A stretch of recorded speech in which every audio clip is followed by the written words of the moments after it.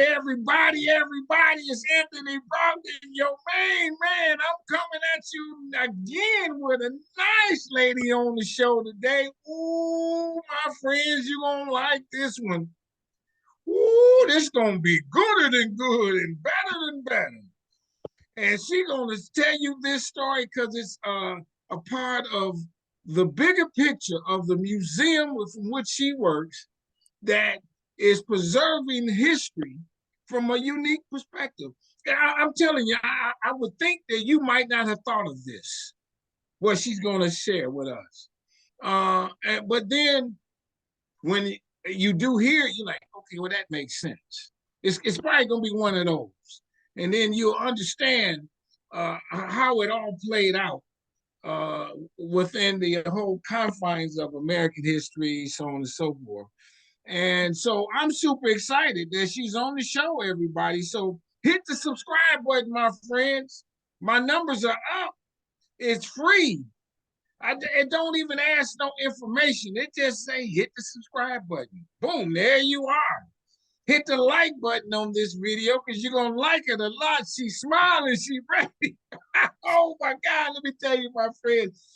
She had a meeting before this, and she told the people at the meeting, "Hey, I got to get on this podcast because I got to let them know this information." And I'm super excited. So hit the like button, hit the notifications bell. What's going to happen is now you get notified that there is new content, and every day I'm releasing at least 2 videos, so that. And some of them have been re-released. I perfectly admit I haven't, I don't have that many people come on the show because I have to find them, and then now people are finding me. But these are videos that you might not have seen, what have you, and I want you to I want you to know that these are on the show, on the channel, and so that does happen here. And then, my friends, let me tell you something, and I'm asking you wholeheartedly. Tell somebody about Strong Inspirations. Share the link. Let them know that this is where Black history and also wellness. We got some wellness type stuff on here about your mental, your spiritual, traumas and things like that. I give you some of that too.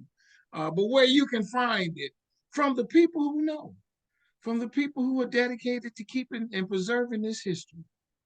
I just do my best to ask some intelligent questions. All right.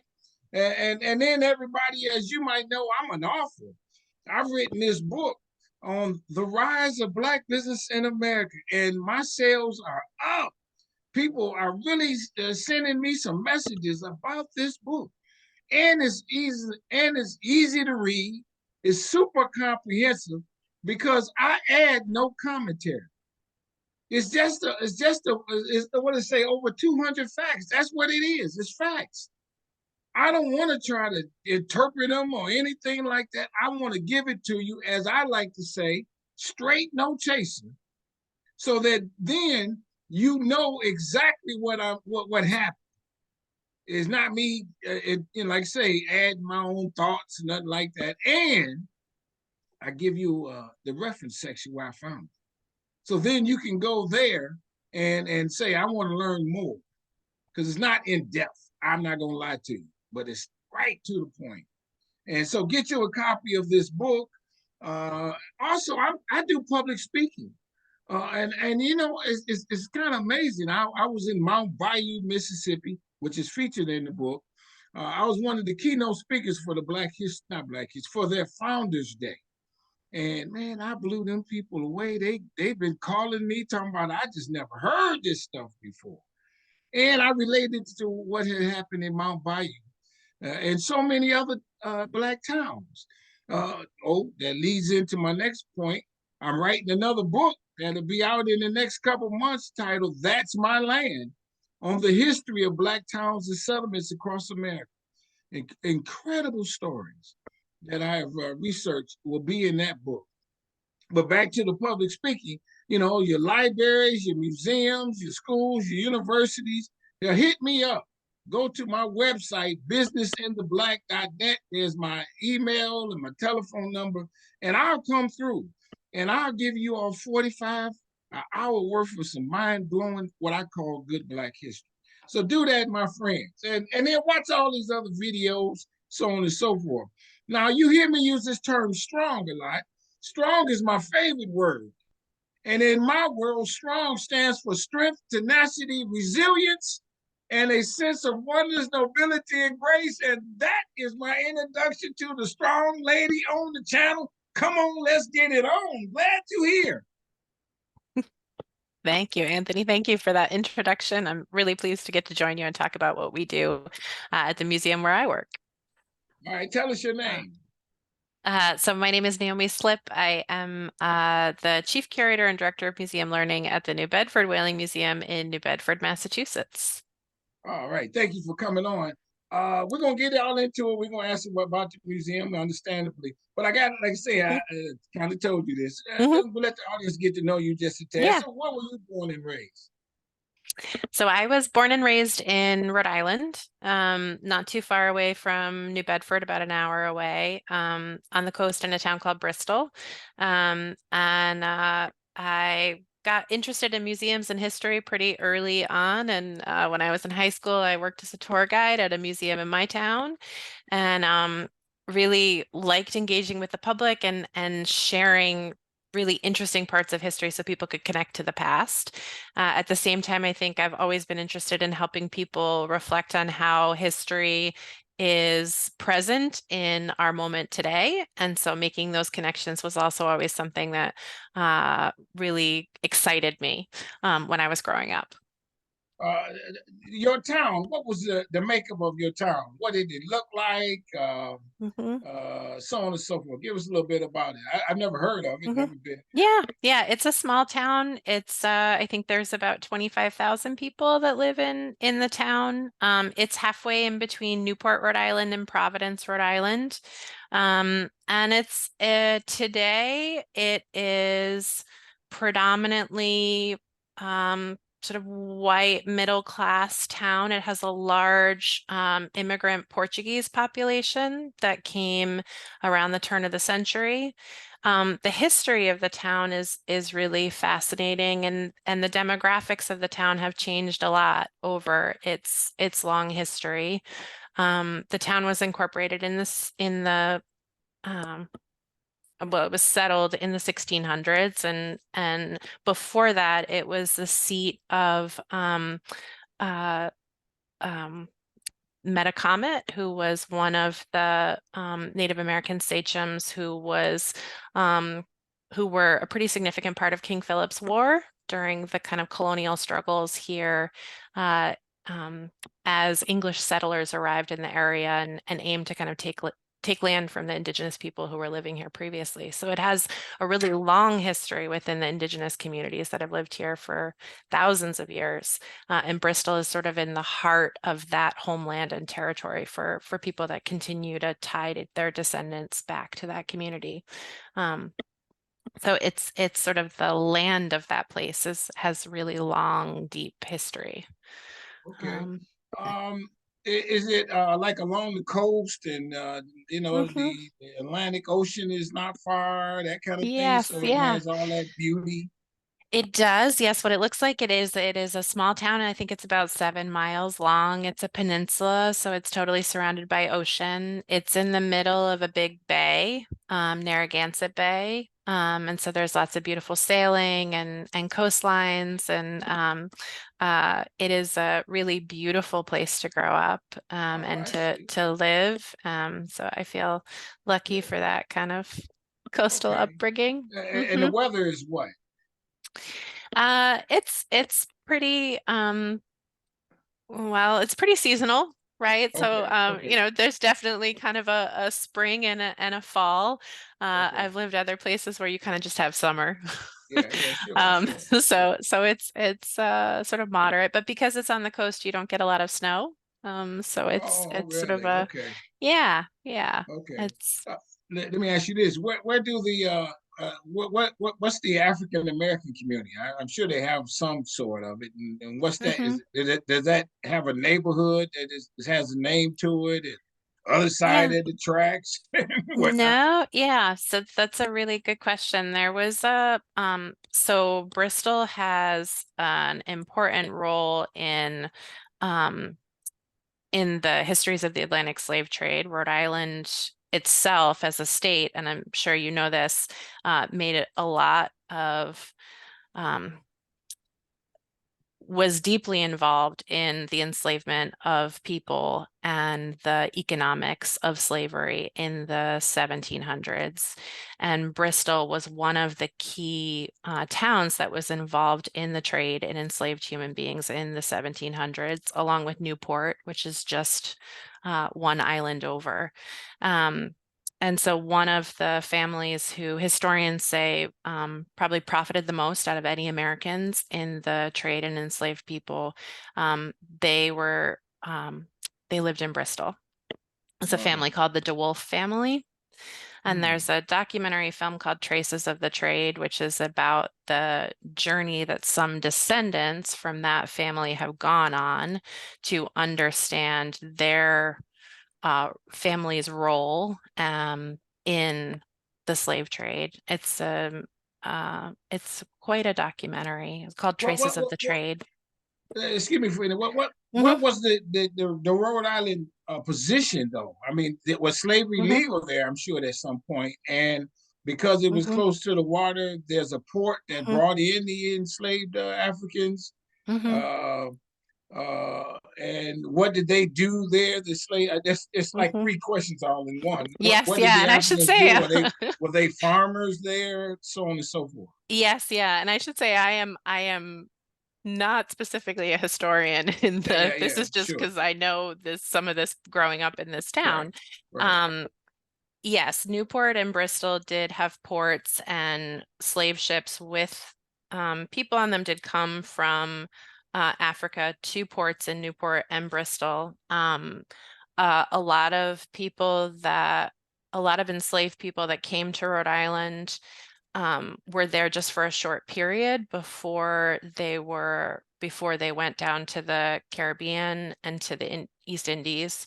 Um, Oh, there really? were there were um, there is an incredible website that talks about the history of slavery in Rhode Island and shows a map actually that someone has created of 17th, 18th century census records to show where people were, enslaved people in the state of Rhode Island.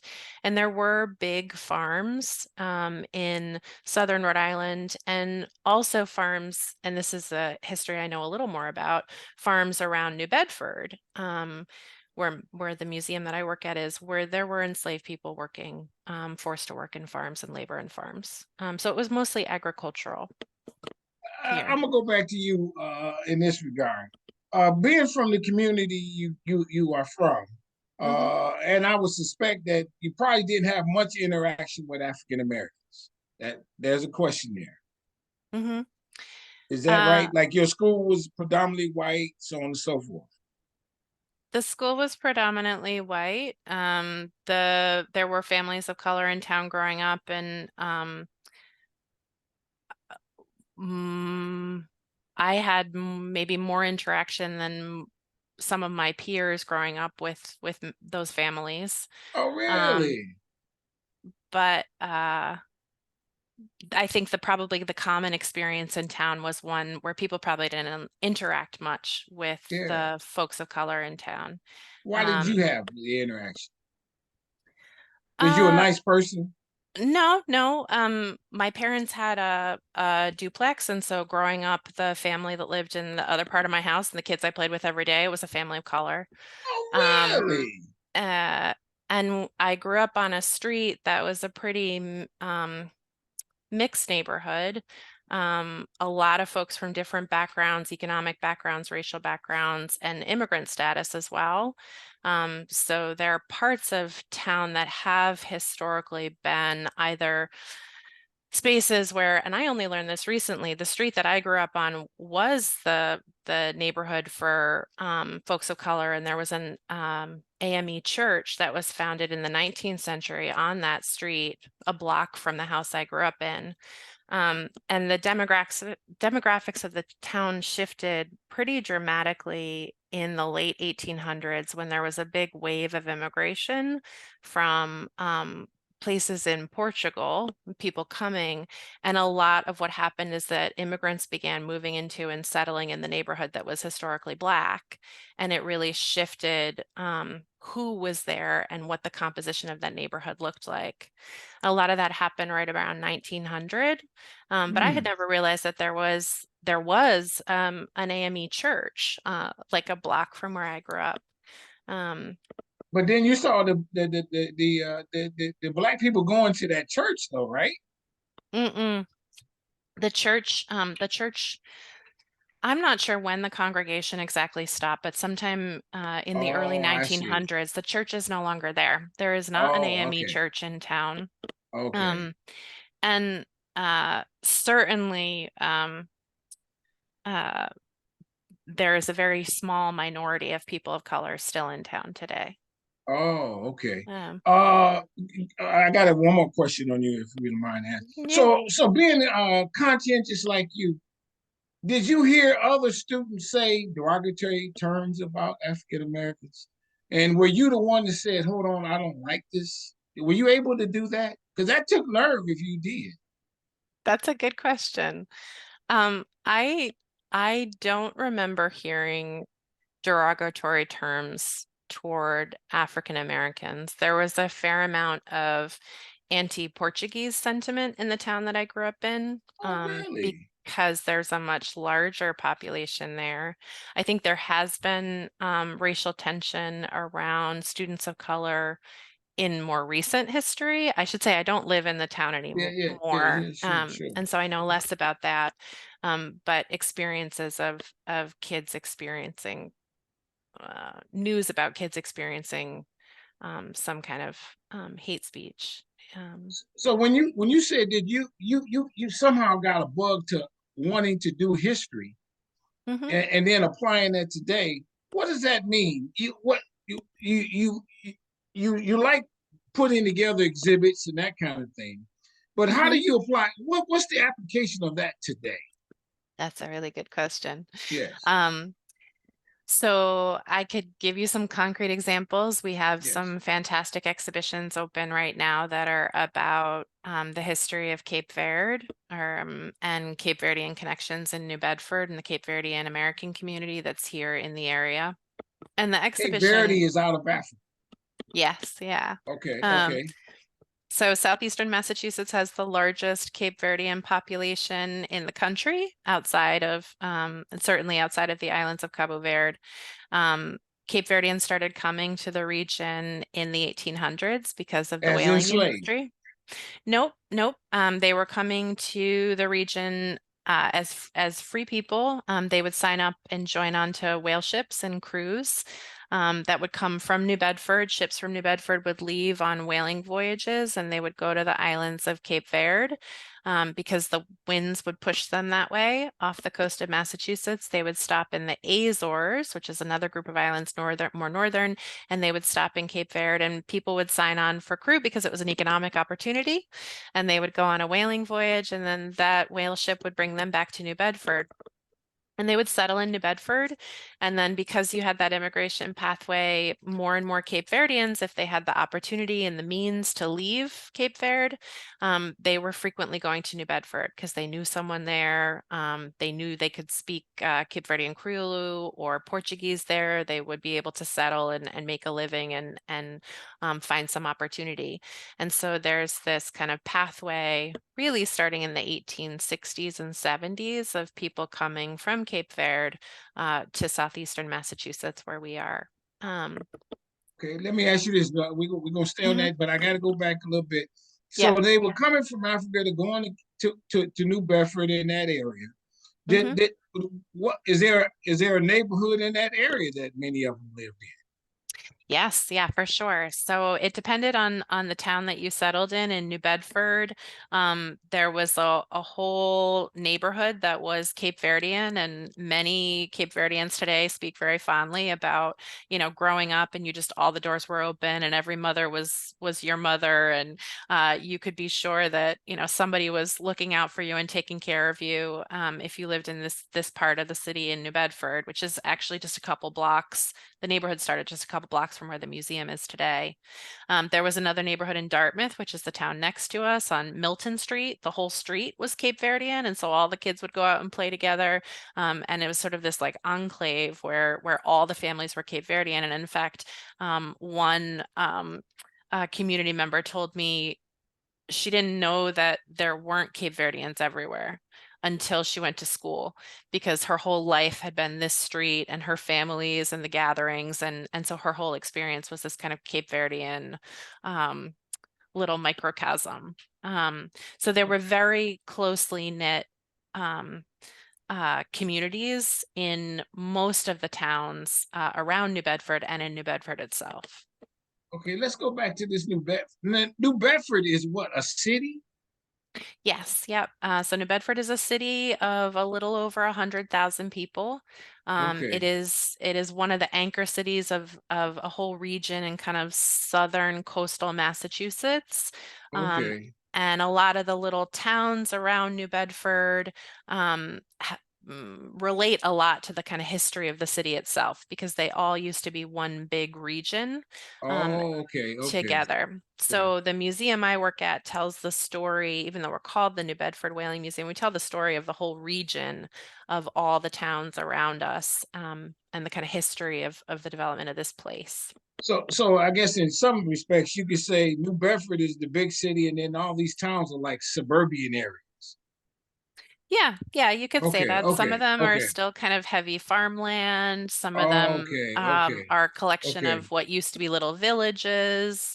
It okay. sort of I got depends you. on which direction you go in. That Yeah. one more back to you again though. When Hmm. you were growing up, did you hear any Black history? Did they teach any in your schools? Or what did you know of from that Yeah, perspective? when I was a little kid, Yeah, going through high not school, you know. yeah, yeah. There was certainly some Black history in high school. In elementary school, not so much. I know the Yeah. state of Rhode Island has changed the curriculum recently, and there is now a required part of the curriculum where students in the state of the Rhode Island learn not just about sort of Black history in that way, but about Rhode Island's sort of uh, significant Black citizens, Rhode Island's history of slavery and enslavement, significant figures, kind of like a fuller view, I think, of Black history in the state. And that's a new part of the state curriculum that was just added a few years ago through the fight of quite a lot of citizens who were advocating for that. Is it okay? Oh shoot, I got a bunch of questions. Okay, when you say okay, first of all, who was somebody that we don't know of from an African American standpoint that played a role that they might have taught you all about from Rhode Island, New Bedford, or otherwise? Is there a Oh, name or two that yeah. we should know? Yeah.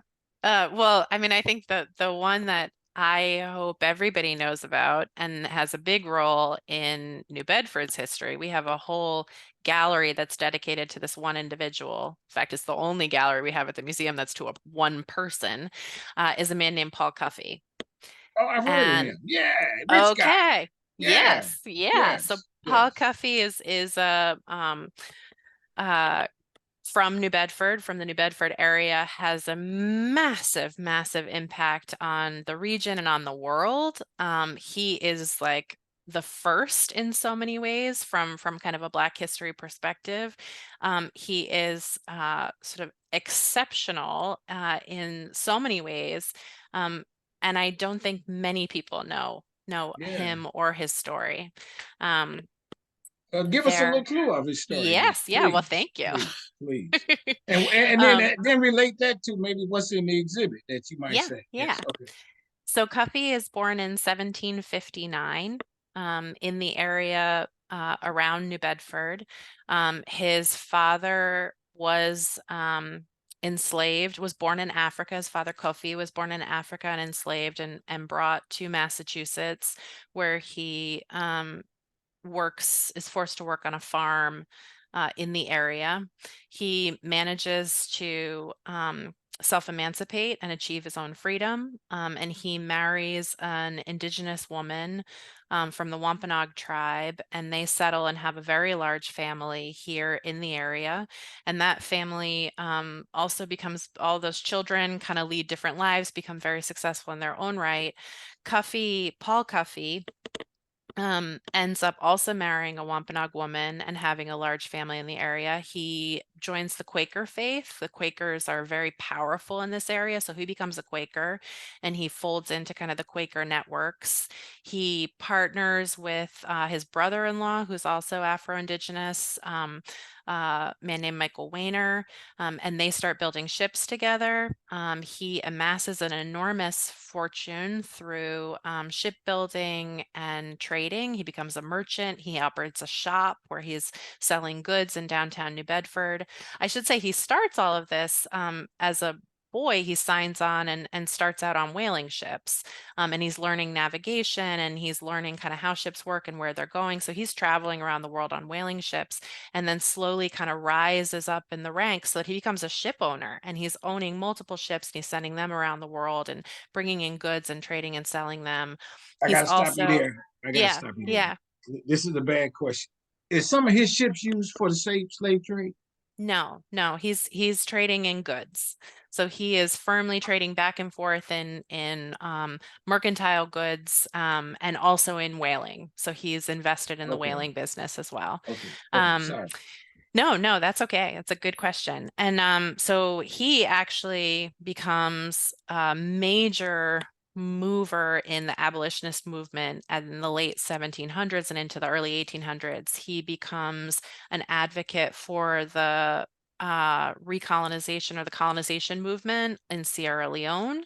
He actually funds and sends his own ship of formerly enslaved people from Massachusetts to Sierra Leone so that they can resettle in Africa. He publishes a book, gives speeches about this, talks about this, and publishes about how Sierra Leone can become this kind of, this Eden, where Black people can settle and be free and away from the kind of yoke of the United States.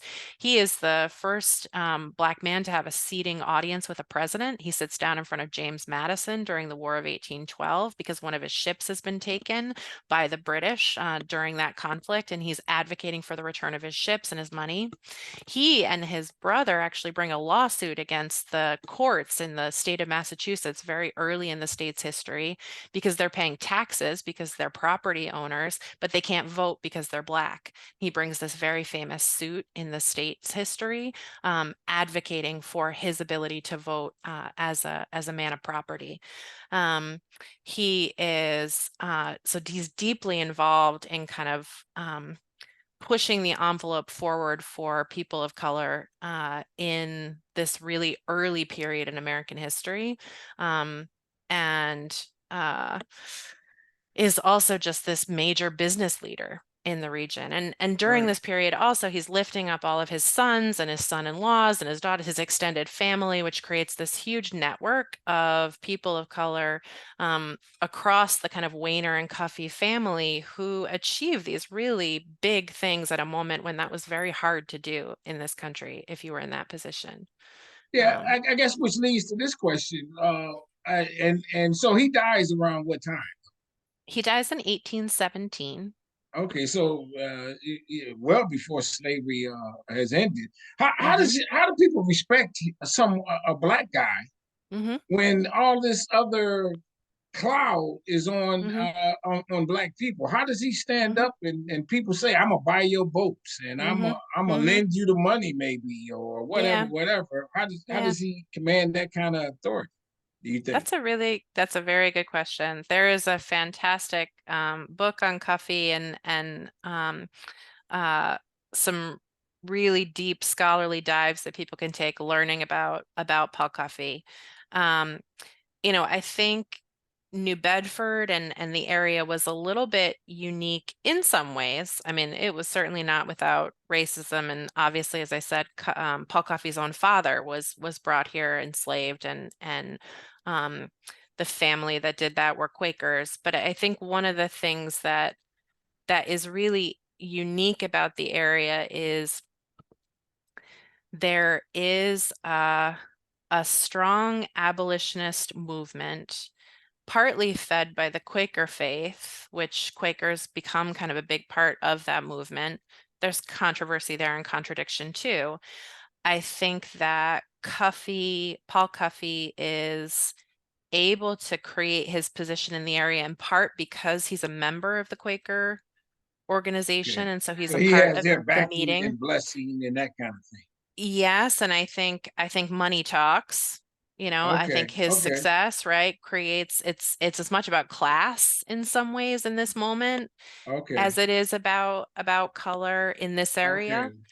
I Okay. think, one of the other interesting things Paul Cuffey does is he establishes a Quaker school in the town, and that's for all the children to attend together, and that school Okay.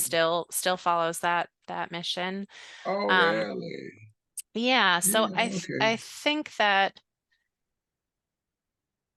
what happens after, so when Paul Cuffey dies in 1817, because of the maritime history of the city of New Bedford, because of the whaling industry's centrality in the region as well, I think it's important to know that whaling and maritime history itself, right, has always been more racially diverse maybe than certain landlocked communities. Oh, Um, really? and maritime industries and whaling in particular offered opportunities for free people of color, free men of color, to earn a living wage, to move up within this kind of economy, to get to a position like Paul Cuffey does, where you can, if you're able to leverage certain abilities, you can build enormous wealth, you can gain social Okay. position. Okay. Um, so there is a way in which whaling as an industry has always been a space of upward mobility for people of color. It's also what happens with the Cape Verdean community. Cape Verdeans get in at entry level on whale ships, then they come back to New Bedford and they start buying ships and they start rising up and becoming the harpooners and occupying these elite positions on whale ships. Um, it's not that there isn't racism on this ships or that there isn't racism in town per se, but it's a Right. space where people can get a little further ahead than maybe they Oh, could really? otherwise. Oh. Even, Frederick Douglass is a good example. Frederick Douglass escaped slavery with Anne and comes to New Bedford first, and he's working as a caulker on the wharves here. There's a way that maritime trades give people, there is more opportunity maybe for people of color, even if they are boxed in and limited in where they can get to. You can maybe get a little bit a little further than you can in other spaces. I Oh, don't know if that I makes love it. sense. You know Yeah, what it I mean? does. Yeah. Let me go back to the coffee because he's in my book, everybody. I tell you, I got it in the Good. book, but it's Good. not as detailed as that. But so get a copy of the book. But nonetheless, in their town, does his home still stand out there? If we were to come Mhm. there, Mhm. besides visiting your museum, Mhm. does his home stand and other where the shipyard and all that? Is that still something that's we can see? There are pieces of his legacy, I would say, scattered around the area, but there isn't like a homestead that's identified. Okay. There are streets, certainly. There's a school in Providence called the Paul Cuffey School. Oh. Um, there is, like I said, there's a gallery at our museum. There is the Westport Historical Society, which is sort of in his hometown. They interpret some of his history. Um, Okay. Okay. there is the New Bedford Historical Society, which we partner with on a lot of projects. They tell the story of Frederick Douglass's time in the city, as well as the couple that sheltered him and Anne when they first came to New Bedford. This amazing couple, Polly and Okay. Nathan Johnson. Um, Are they so are they African American or no? yeah, yes, the organization is sort of a And mixed Nathan community. Johnson. Nathan Johnson. Yes, yeah. Polly and Nathan Johnson were African American. Polly was Afro-Indigenous. Okay. She Okay. she was Black and Native American. And Okay. the two of them, they sheltered many, many, many people who were escaping slavery, especially in the 1840s and 1850s. And they also have an extraordinary story that Well, is how a do people big get part of. all the way there, escaping Hmm. slavery? I mean, a Hmm. lot of times we think, and I know this being in Detroit, that's not necessarily the Hmm. case, but we think once you get north, you get to Hmm. Ohio, Yeah. or first of all, you get to Philadelphia, you get to Hmm. Ohio, and now you're in Hmm. Michigan. Yeah. You got a little shot at it until 1850 when they got the fugitive law. Now you got to go to Hmm. Canada and so on and so Yeah. forth. Yeah. Did they have to go? But they had to go all the way to your territory too. Yeah. So I have two things that brings up that I want to talk about. One is, you had land routes of the Underground Railroad. So we all, right, think about Kentucky to Ohio and then Right, getting kind of over the river, right? That kind of right, idea cemented in our minds. right. But there is another part of the story which gets less told, which is sort of, to some degree, the pathway of people like Douglas, which is to leverage maritime networks. And there's this great publication called Sailing to Freedom, which is this There you edited go. Sure. volume Yes. Yes. that was done by Timothy Walker here at UMass Dartmouth in partnership with Lee Blake, the president of the New Bedford Historical Society. And that's telling the story kind of how people didn't go by land, but how enslaved people, especially in southern port cities like Charleston, Savannah, New Orleans, Maryland, right? Baltimore. I mean, if you were in a port city and if you were a man and you had some knowledge of the workings of a ship or uh, a trade like caulking, you could potentially be secreted onto a vessel, a northern vessel usually, that was maybe run by a sympathetic captain or had sympathetic crew, and be taken up to a place like New Bedford. And that did happen a lot. There are people like Daniel Drayton and others. There are networks, maritime networks for helping enslaved people self-emancipate that are known. Boarding houses that were run by abolitionists, people that were willing to get somebody. If you could get on a boat, you could make your way to freedom. The incredible thing about New Bedford, which I think is overlooked, is whaling was a significant economic interest of the United States government. And so if you manage to get onto a crew of a whale ship, say you self-emancipated, you were enslaved, you make your way to New Bedford. If you can then get onto the crew of a whale ship, you can be gone for 3 to 5 years. That was the average length of a journey, and you got a seaman's protection paper, which was signed by the US government that says you cannot touch this person. You cannot take them off the Really? ship. They are protected because they are serving the economic interests of the country. So it was a federal protection paper. And so oftentimes you have people who probably were born somewhere in the South and they're signing up on whaling ships. They're listed in the registers as people of color, but where they're saying they were born is probably not accurate. It's hard to tell from the evidence, right? Because Okay. if you've self-emancipated, you're not then proclaiming when you sign up, I was born in Georgia in Right. 1820. You're Right. saying I was born in Philadelphia, I was born somewhere else. So it's Right. hard to Okay. tell how many people of color who are signing up on whale ships, but there are many of them, how many of them really self-emancipated. Um, but it was this incredible opportunity for at least a number of years of freedom. Now you're at sea and whaling is not easy and it's dangerous work. But that was a potential economic opportunity to then be able to not be where you were. The other thing Hmm. that ends up happening is that there is a huge free community of color in New Bedford. By the 1840s and early 1850s, New Bedford has the highest percentage or has the highest um, free Black population in Massachusetts per capita. So there are about 700 people of color living in a city of 4,000. That's almost a quarter of the city That's is right. people of color, which for Massachusetts is a big percentage of that community.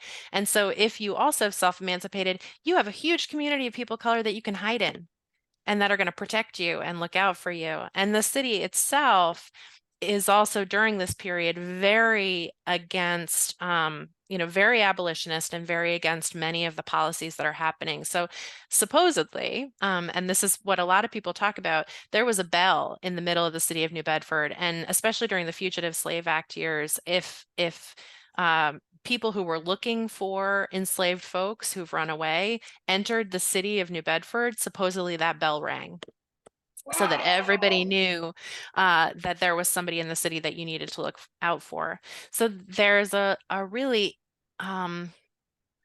interesting history that happens here in this city because of the way that the whaling industry, the maritime industry, and this incredibly active Black community in the city all come together to kind of help serve folks who are trying to find their freedom. All So right. it's kind of an incredible moment. And we did an exhibition on that story. It's called Sailing to Freedom. The exhibition is also takes the name of this book. And it is currently on view at the Chesapeake Bay Maritime Museum and is about to open at the Philadelphia African American History Museum I this love it. fall. Let me ask you this. We're gonna get to the welding to get some understanding of that. But in New Bedford, are there, and I would say so because we have them here in Detroit, Mhm. specific spots that were Underground Railroad hiding places, buildings that still stand, or That's a trails good, that you could yeah. see and say, hey, we know that some people hid there Mhm. because they got trap doors in the basement and tunnels and things of that sort. Yeah, it's a good question. There are definitely houses that were owned by people who were vocal abolitionists and Okay. who supported and housed people on their journeys to freedom. I mentioned Polly and Nathan Johnson are very well Right. known in that regard, and they outwardly and very openly housed people. They also had a network of folks across the city that were similarly helping people. There Okay. were a number of Quaker families who also helped people on their journeys. So there was a lot of that activity happening. I think the interesting thing, maybe more so, is it perhaps wasn't like a trap door. Most of the people in the community knew who was staying with Polly and Nathan. You know, there was there was maybe more of a broad consensus of support that meant Oh, that I'm not really? sure that you know, yes, you were secretive, but I think there was Yeah. a lot more support in the city around. Well, Um, just another one then on that note. When they got to New Bedford, did they have to keep going, or because like when they got to mhm, Detroit, they had a mhm, lot of people did have to go to Canada. to Canada, yeah. Was that the case when they got to New Bedford? They had to go even further up to Rhode Island or to Canada, or could that Yeah, be the last stop? Maybe. I mean, it's a really good question. A lot of folks end up going a lot of folks who stop in New Bedford end up going on to Boston. They end up settling in neighborhoods in Boston. Um, uh, and then the kind of connection between Boston and New Bedford becomes a very tight one because you have, before the Civil War abolitionist networks and then racial equity activism happening between communities of color in New Bedford and Boston. So New Bedford, has connections with Monroe Trotter and with others like much later in the kind of history. Um, there is sort of a network, I think, between the Black communities, especially in New Bedford and Boston. Um, Hmm. Not everyone Boston, stays. Boston is further south than New Bedford, isn't it? Is that not It's further, necessarily? it's further north. It's about, I mean, today Oh, by it's further car, north. Oh, yeah, by really? car, it's about an hour north. Oh, okay. And New Bedford Okay. has W.E.B. Du Bois. His grandparents live in New Bedford. He comes to New Bedford Oh, when he's grown up really? as a kid. So there is like a kind of continued connection between New Bedford and Black activism well into the 20th century. Okay. Um, Okay, but I got you. Let me go back to this one. Sorry for darting around a mhm. little bit, but you had alluded to earlier that Frederick Douglass ended up there. Now, Mm-hmm. as I had known, he was out of the Maryland area, and then he Mm-hmm. escaped on a ship, and Mm-hmm. he ends up in New York Mm-hmm. because there's a spot in New York called Frederick Douglass Way, and that's Right. kind of where he ends up. But then he comes back out of New York and then ends up in the New Bedford area. Yes, yeah. So as I understand it, Anne meets him in New York, right? Because she's sort of helped to arrange his bid for freedom there. That's And the then second wife, his first wife, Anne the first Murray, wife. Okay. meets him. I believe she meets him in New York, and then they travel to New Bedford together, and they live in New Bedford for, I believe it's 3 years, Oh, um, really? Okay. with Nathan and Polly. And then Frederick Douglass doesn't find, he's not happy with the quality of work, and he doesn't find it very welcoming, especially doing the kind of trades he was doing on the waterfront. And so they don't stay in New Bedford, but they're here for a couple of years Oh, okay. Good. before he goes on and kind of builds up his incredible reputation as an orator and Yes, yes. author. Does Harriet Um, Tubman come through there for some reason? That's Is a that great noted? question. I have not encountered connections Okay. with Harriet Tubman in the New Okay. Bedford area. Um, I think there is a pretty deep divide between the kind of coastal network of the Underground Railroad and those inland networks, so kind of across Okay. Ohio and Kentucky into Canada. Okay. Um, Okay. so Let me go yeah. into this. Understandably, the whaling industry. What Hmm. is that? I mean, Yes. are they harpooning these big, massive whales, putting them Yes. on the ship? Are they dragging them, or how? What does that look like? And Yes. what are the So, job opportunities that African Americans might have had to do on the ships? hmm so, the whaling industry is what it sounds like. So it is an industry that's built up around sort of hunting and processing whales, turning them into oil or lubricants. So basically kind of melting down the blubber, the fat of the whale to create and get this kind of oil out of it. And the oil would be used for lighting. It replaced kind of lamps and candles. Oh, And it was really? also used as a machine lubricant. So sewing machines, other kind of machinery, they would use whale oil to lubricate the machinery. Um, Also, later in the 1800s, you have some kind of whales being hunted for their baleen, which is the plates that hang down in the mouths of like a filter feeding whale instead of teeth. And the baleen is this kind of flexible, almost like a fingernail sort of material. And that becomes used as like an early form of plastic. So it becomes the boning in corsets and in umbrellas and other things. Um, and then sperm whales are hunted because they have this like waxy substance in their skull called spermaceti, and that is used to make these really expensive, long-lasting candles in the 1800s. So Oh, whales are hunted for all of these parts that get turned into products by people. Um, American whaling is centered in New Bedford in the 1800s. New Bedford becomes the wealthiest city per capita in the United States in the 1850s because of whaling and how in demand whale products are. Um, okay. and Let me so, stop you there. Let me stop you there. How about mhm, this? Is there a lot of whales in the water right there? Is that where they birth the yeah, whales, or is good that a question. mating No, season? no. Why yeah. Uh, New Bedford folks are traveling pretty far on whale ships to hunt whales. They're going down into the Atlantic, they go into the Pacific, they go up into the Arctic, they travel the world on ships, and they are hunting whales from every ocean around the globe. And they are killing the whales, they are processing them on the ship, and they're filling the hold with oils, barrels full of oil.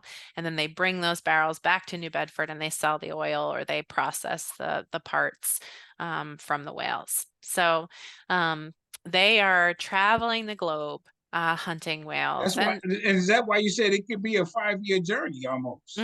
exactly. Yep. Yep. The average whaling voyage is 3 to 5 years, and the crew on whale ships is not just racially diverse, leaving places like New Bedford, but then becomes a global crew. So they pick up crew for the ship in the Azores, in Cape Verde, like I said, in South America, in the Pacific Islands, in Hawaii, in Alaska.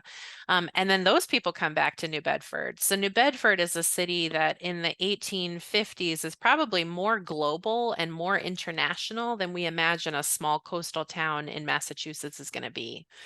You have, the majority of the town knows the names of places and maybe has set foot on places around the world that other people have not heard of. What would some of the jobs, and because it's probably always some of the harder jobs that black people did, which might be what, shooting the whales, burning the oil. Yeah, yeah. So members of the crew at all levels, you kind of had different jobs. You had the green hands who had no experience and they were going to do kind of everything on the ship that could be done at an unskilled level. You have actually a lot of the Cape Verdeans who are involved in whaling later become harpooners, and that's a very skilled position. That's well paid. If you are a To good shoot harpooner. the arrow at the whale. Yes, yeah, to throw the harpoon, hurl the harpoon at You the throw it. moving whale. Yes, and be able to hit your target and get a good hit. Um, there are, people doing the navigation. There's the first mates, there's the captains. There are a number of Black and Afro-Indigenous whaling ship captains. There's Amos Oh, really? Haskins is Wampanoag, Black Wampanoag captain. There's Paul Coffey, like I said. There are a number of others who make it to that kind of level of captain and who get us a pretty good return, right, on the journey, who are invested in that. Skip Finley is a historian who's written a lot about the Black kind of history of whaling. And his book is definitely one that folks should look for if you're interested in learning more. Um, Yeah. but it is an industry that offers some mobility. And I think because whale ships follow the kind of structure and rigidity of something like the Navy, you have a bit of a hierarchy that sort of protects and solidifies people's um, uh, role on the ship in a way that limits maybe the kind of outward and more physical kind of racism that you might have in other industries. Like, you all have to follow certain rules together and be Right. respectful of each other's positions for people to be safe on the ship, right? And so um, there there is definitely still likely cases and incidents of racism between people on a ship, but there's a hierarchy in place that maintains a certain level of a code, if you will, I got you. um, I got you. that maybe is a Is little there bit different. anybody recognized as a captain other than Coffee or Mm, a harpoonist? You know, I guess that's what they call it. Who a mhm. black person say he was the best at it or something? You know what I mean? Is Yeah, there yeah. anybody like that to say Um, that sure, they? Theophilus Freites is one of them. He's a Cape Oh, really? Verdean. It's interesting. We were talking about kind of opportunities for upward mobility. So Cape Verdeans start immigrating to New Bedford in the 1870s. And by that point, the whaling industry is sort of um, slowing down. Petroleum is discovered in Pennsylvania in 1859, and the industry starts to wane. And in that moment, when the whaling industry is kind of waning a little bit and Cape Verdean immigration is growing, Cape Verdeans start buying up whale ships and investing in that industry. It's a moment of opportunity for them to get some economic mobility. And so they the after 1870, 1880, the majority of crews are Cape Verdean. You have many ships that are owned by Cape Verdeans. Um, and then there's also a really heavy packet trade that's going back and forth between New Bedford and Cape Verde. And so at that moment, the majority of the ship owners and crew are Black Cape Verdeans, Cape Verdean Americans. And they really dominate the industry up until the last whale ship leaves New Bedford in 1925. Mm. So that's sort of an interesting moment where then, you have kind of the growth here in New Bedford of a strong Cape Verdean middle class that is coming up out of whaling. Is there products that New Bedford and that area have a lot of as a result of the Cape Verdean people bringing them to like saying like you can see handbags or I don't know what it could be, but some products that are, if we wanted to say, hey, you want a Cape Verdean bag, go to New Bedford to get it because that's where they kind of come from, particularly made back in those days. I don't know. Is there something like that? Uh, Something that is like a Cape Verdean product, like Cape Verdean Yeah. American product that's coming out of New Bedford. Well, Um, yeah, but out of Cape Verde, or is there a look of the shops that you could say those businesses are owned by Cape Verdeans? Maybe the color yeah. scheme, any of that kind of thing? I mean, there's some Cape Verdean cultural goods like panu, which is a woven textile that's very traditional. There are certainly like foods like cachupa and couscous that are Cape Verdean. Okay, Um, There's, along with whaling, the other industry that Cape Verdeans become heavily involved with here in Massachusetts is cranberrying or growing cranberries. And there are a lot of Cape Verdean owned cranberry enterprises and businesses by the turn of the 20th century. And oh, a lot of Cape really? Verdeans grow up in the 50s and 60s, spending their summers as kids, getting pulled into the harvest of cranberries. So that's sort of an industry that's associated historically with Cape Verdeans. Today, it's mostly Okay, monopoly owned by enterprises like Ocean Spray. yeah, yeah, Um, yeah. but uh, Yeah, yeah, those are good it's answers, though. Yeah, yeah, yeah, that's good and stuff. I think the interesting thing about the history of Cape Verde within this region in particular is southeastern Massachusetts has the largest population of um, Portuguese speaking folks in the United States. Cape Verde has this history of being a colonial territory of Portugal. There are other Portuguese speaking communities and Portuguese colonial immigrant communities here from places like the Azores and Madeira, which were also colonized by Portugal.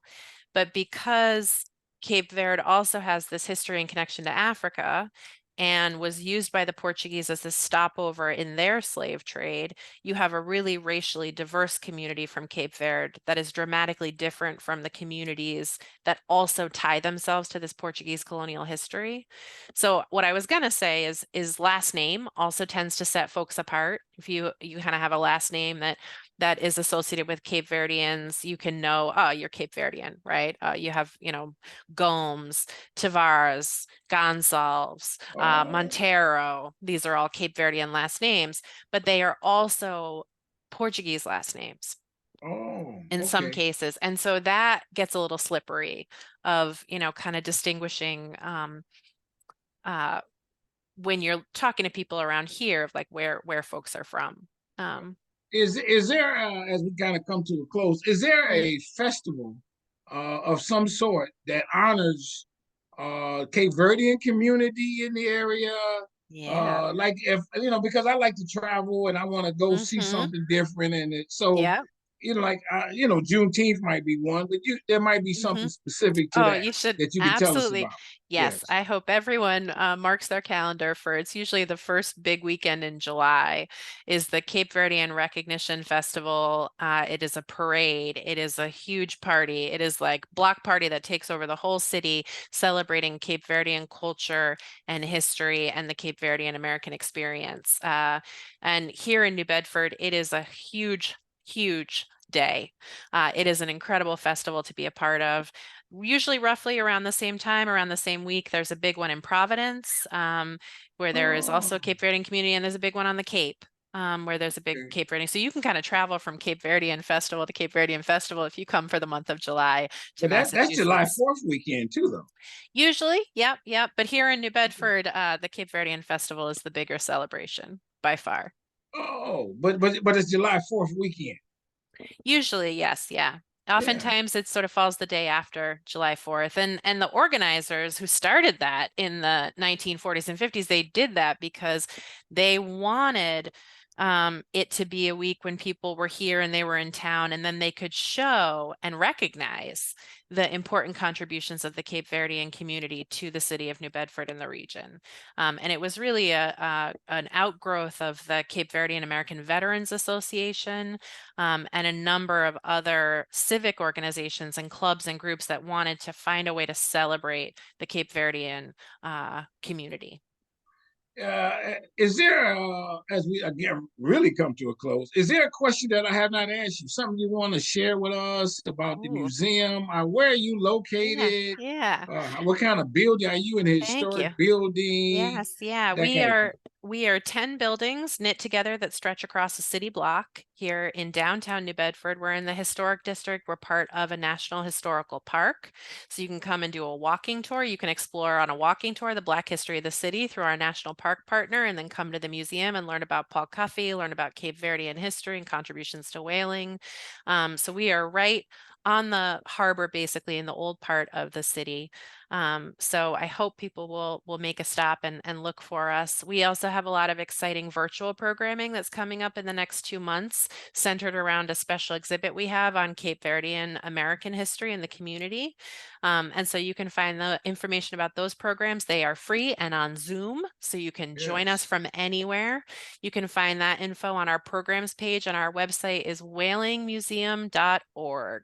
Whaling, Whaling, Mm-hmm. Whalingmuseum.org. whalingmuseum.org. Yep. Okay. I thank you so very much. Yeah. This has been tremendous. I've learned a lot.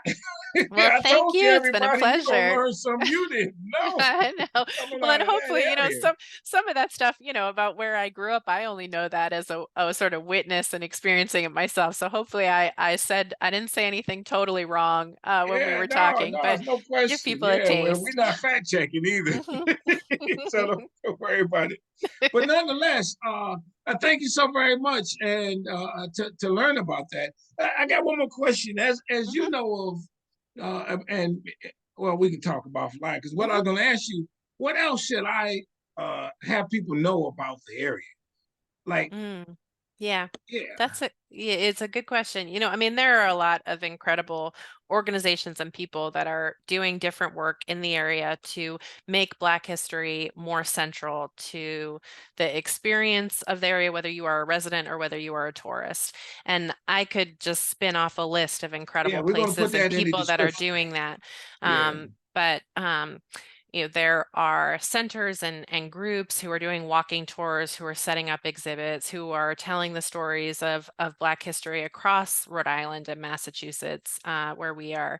And so, it's not just us. I want to make that right. very clear. Sure, It is a sure, lot of sure, people, and a lot of people that have been doing it for a long time and a sure. lot longer than the Whaling Museum has been doing it. Sure, yeah. Well, we're going to look for them and ask you to help us so that we can have them on the show. Yeah. I Yeah. thank you so very much. Everybody, hit the subscribe button on Strong Inspiration. You see what we're doing. I don't know how I found you all. I really don't, as I think about it. But I'm so happy I did. And then the lady who helped set this up, she Hmm. called me and responded to the email. Hmm. Thank you. She know who she Yeah. is. She's Yes. sitting in the background, and the executive directors and all that you all are doing to keep this history alive. It's a beautiful thing, and I want to come. I'm gonna check this out. Yeah. Yeah, I got Yeah. to see it. And the Yeah. funny thing, I've never seen a whale live, a live whale. Maybe Well, if like you at come, you could. Shamu or something. Isn't that Yeah, Shamu? yeah. And yeah, Well, if that's a you whale. come, you can. We are not far from really good whale watches, so you can sign up and do one too. Yeah, this is a crazy question. I got 30 more seconds. How big is a whale? Is it as big as a house? Yeah, so most like kind of the bigger whales you might picture are like 40 feet long, 50 feet Hmm, long. A blue whale can be up to 100 feet long. Of course, they are the biggest animal in the world and in all of time. That always blows people's minds. Bigger than dinosaurs, living blue whales. really? Mm-hmm. Mm-hmm. And that's all right. I've never seen one. I got to see one of Yeah. those. Yeah. So again, everybody do what I asked. Hit the subscribe button and the like button and the notification bells. Go to my website, everybody. Paul Coffey is in this book, businessintheblack.net. Go to the museum when you're nearby. Normally, to get to the museum, What's the closest airport that you fly Hmm. to? And Yeah. then tell us a little bit of that route. New Bedford has a little city airport, but if you want to go direct, you can fly to Providence or Boston. We are equidistant in the middle there. So Providence, Rhode Okay. Island, or Boston, Massachusetts. And you're probably how far from Boston? We're an hour from Boston. We're About an about hour. 40 Okay. minutes from Providence. Okay, so that's how Hmm. you get there, and then you do that and go from there. Hmm. Everybody, so do those things. And to you, I say this, and I mean this with all sincerity. I want you to stay strong, stay safe, stay on your grind, keep putting them exhibits together, keep that history alive. You are doing what you thought you would do.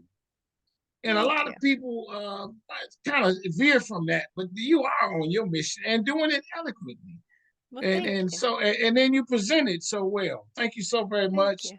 Hmm. And with that, you don't know a Portuguese language, anything? Is there a certain way y'all say I can say goodbye? obrigado, which is thank What's, you. all right, Obrigado. thank you. There it is. Thanks for being on the show. Bom dia. Bye Good bye. day.